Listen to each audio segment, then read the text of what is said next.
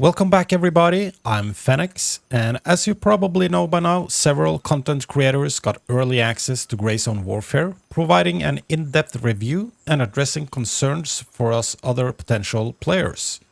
I watched their videos and identified key points to discuss. Keep in mind that these creators played a pre-alpha build, even earlier than the 23-minute gameplay footage released by IGN, so expect changes in the final product. Madfinger also made a post with all their videos, so I'll link to that one down in the description. So with that out of the way, let's just jump right into it. So let's start with probably the most impressive part of the game so far. The visuals are undeniably impressive.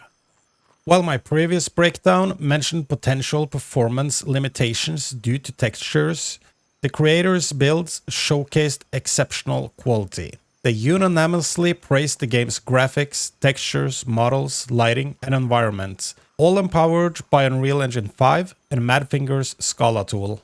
Path traced lighting via Lumen, and Nanite creates highly detailed models. First-person animations for weapon handling, medical actions, and eating are top-notch, setting an industry standard. Both player models and enemies are highly detailed, though some clipping issues exist with specific gear combinations. Every building is fully explorable with diverse layouts and unique characters, creating a complex and immersive town environment. Concealment mechanics function well, allowing players to spot enemies at various distances and utilize foliage for cover. The rice fields render beautifully up to about 700 meters with minimal issues, and the shadow distance appears to be nearly infinite. The potential for a dynamic day-night cycle with lighting effects is exciting and could significantly impact gameplay. However, optimization needs work. Frame rates were inconsistent across various hardware setups. Redbeard Mortis, for example, encountered issues loading into the game on his all-AMD system, but thankfully the developers addressed the situation within 48 hours, demonstrating their responsiveness. Overall, frame rates weren't ideal. Even with high-end RTX 4090s, creators experience frame rates between 45 to 70 FPS, depending on their resolution and location in the game, actively working on improvements. Additionally, the creators played an older build prioritized for stability. The expansive map and immersive environment creates a visually stunning and engaging experience. The persistent map eliminates loading screens, allowing seamless world navigation. Urban environments and interiors are all well designed and visually appealing, adding to the overall immersion. The map is vast, with a 40-minute walk from one town to another. The creators only explored a small portion, around 10%, but glimpses of the full map were shown. It's going to be exciting to explore the complete world in Gray Zone Warfare. The AI experiences were mixed among the creators. Some encountered bullet-spongy enemies, possibly due to server netcode lag, while others found them too easy. This suggests a need for AI refinement and potential balancing. However, everyone agreed on the need for AI improvements. The AI currently lacks appropriate reactions and often behaves erratically. They primarily speak English with an Asian accent and sometimes simply tells players to leave. Some creators compared the AI difficulty to scavs from Escape from Tarkov. An AI motivation system exists, where enemies become more aggressive after killing or wounding players. Additionally, they take cover when allies are downed. Operator Drewski noted that most AI were idle, not engaging in patrolling, talking, looting, cooking, or sleeping, creating a somewhat static experience akin to Ground Branch. The enemies encountered are criminals who have taken over the town. They belong to different factions with varying difficulty levels. Madfinger is actively working on AI improvements, and we can expect these to be implemented before or during early access. Movement speed feels perfect, offering a balanced pace. Players can vault fences, windows, and ledges, making urban traversal intuitive. Now, let's talk about combat and audio. The creators played through the Rat's Nest mission, where the objective is to infiltrate, gather some intel, and exfiltrate. The overall gameplay was praised for its immersive feel. The constant need for first aid items and health management adds a strategic layer to the game. The unique medical system requires players to identify and treat specific injuries, replacing the traditional health point system with a more realistic approach.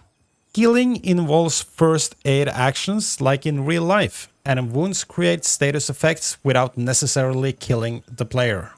However, some creators felt the food and water depletion rates were unrealistic compared to other survival aspects.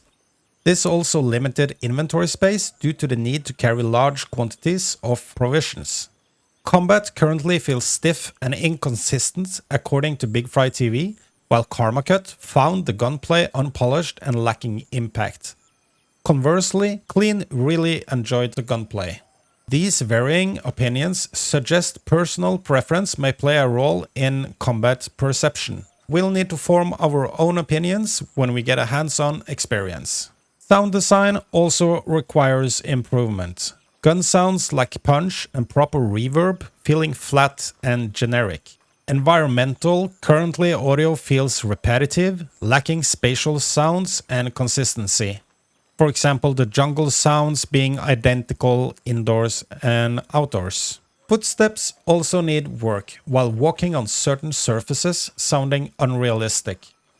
The developers are aware of these issues as mentioned in Custer Play's video and are working on improvements.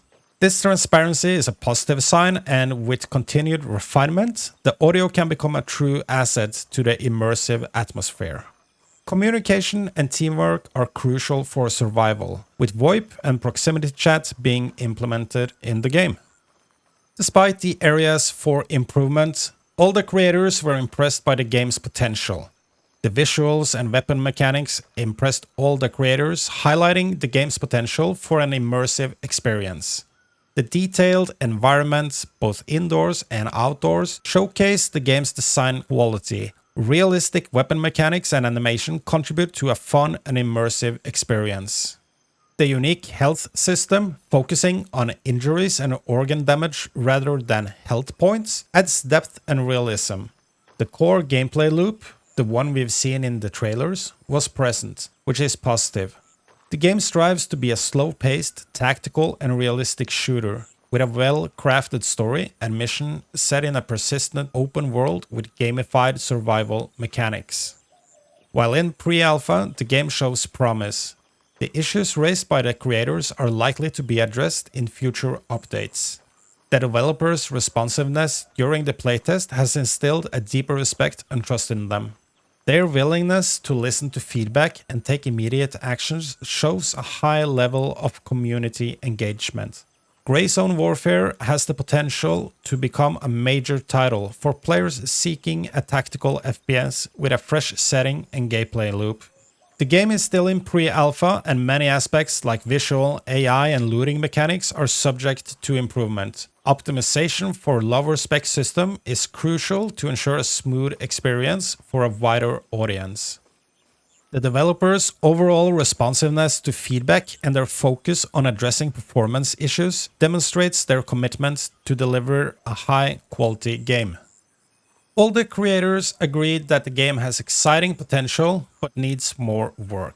The freedom to explore the world for extended periods is a major positive, highlighting the importance of persistent servers. Dropping in via helicopter or simply walking to objectives or your base camp sounds interesting. But how they handle player griefing and PvP in that context remains to be seen. Personally, I found the towns a bit empty and lacking in life, but that likely ties into the game's lore. With different patrols and AI patterns, the world should feel more dynamic. But that's it for this one. I'm even more excited about the game now, and I hope we get an early access state really soon. So what are your thoughts? Any concerns? Or did you see something cool that I missed? Leave a comment down below if you did. If you enjoyed the video, please leave a like. It really helps with the algorithm, and I'll catch you in the next one.